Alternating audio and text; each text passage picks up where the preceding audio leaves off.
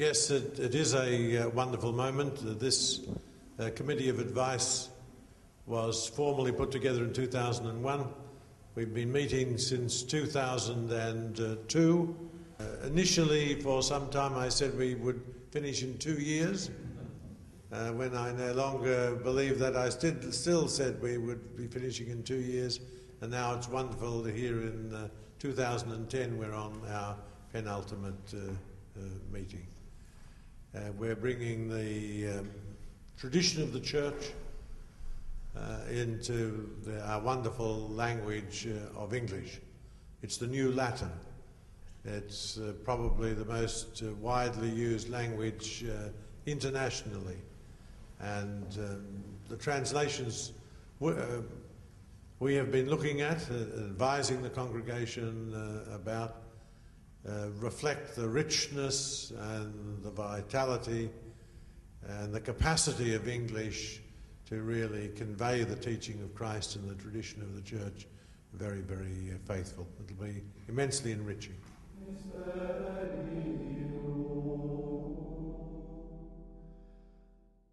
I'd like to say that I've had the opportunity to speak to some priests about the new translation of the Missal, and there's a great deal of enthusiasm for it. During one session that I exposed what we've been trying to do at this meeting, in these meetings, I've explained how we're trying to get fuller texts, richer texts than those that were made available immediately after the Council.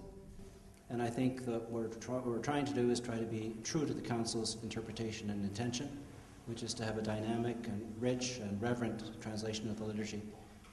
I think also as a biblical scholar, I've noticed that the translations that we're trying to work on, and we have been working on, are much better at bringing out the fruitfulness and the biblical substrate of the text of the Roman Missal.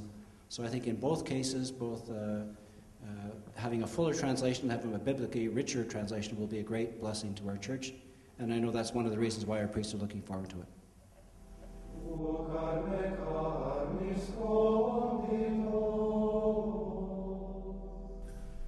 I come from India, and Cardinal Pell mentioned about us being on 2002. And I remember that when I first joined the committee at our first few meetings, I was myself hesitant about the progress and about the utility of this whole process. But I've been converted completely. I studied the texts and I found how much better the new texts are, how much they are accurate. At our conference we discussed this several times.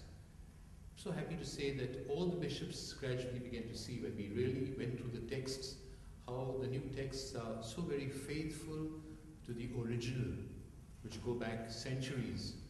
And it's so thrilling to know that we are praying together with the saints of the 10th, 11th, and some of the prayers go back to the 3rd and 4th century. It's thrilling that we are praying like them, and we of today are able to capture the same spirit and feel united with them and praying to God. So I think it's a great blessing for the church.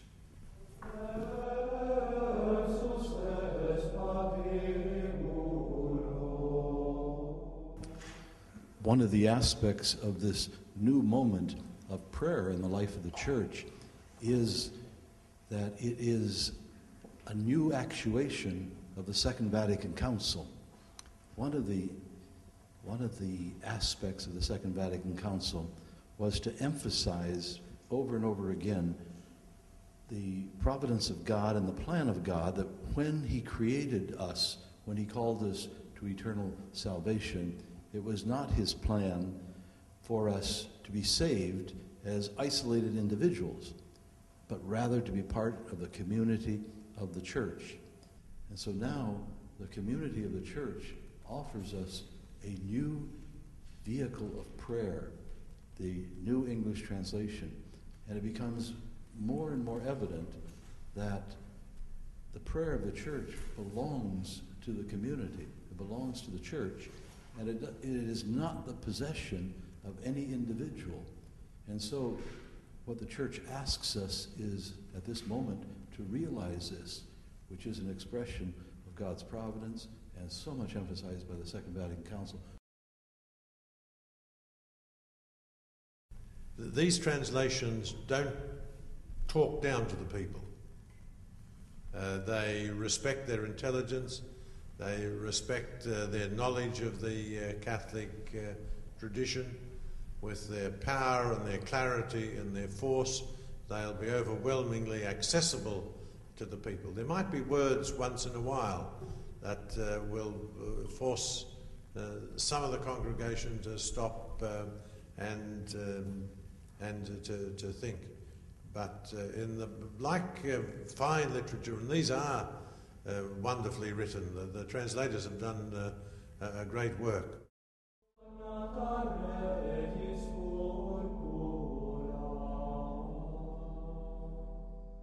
One thing that has impressed me as we've been about this task is the extent in which consultation has taken place. Consultation not only with the experts, and especially the translators who provide the texts, but the texts have gone out on 2 different occasions to conferences of bishops throughout the world where English is the primary, or at least the principal spoken language.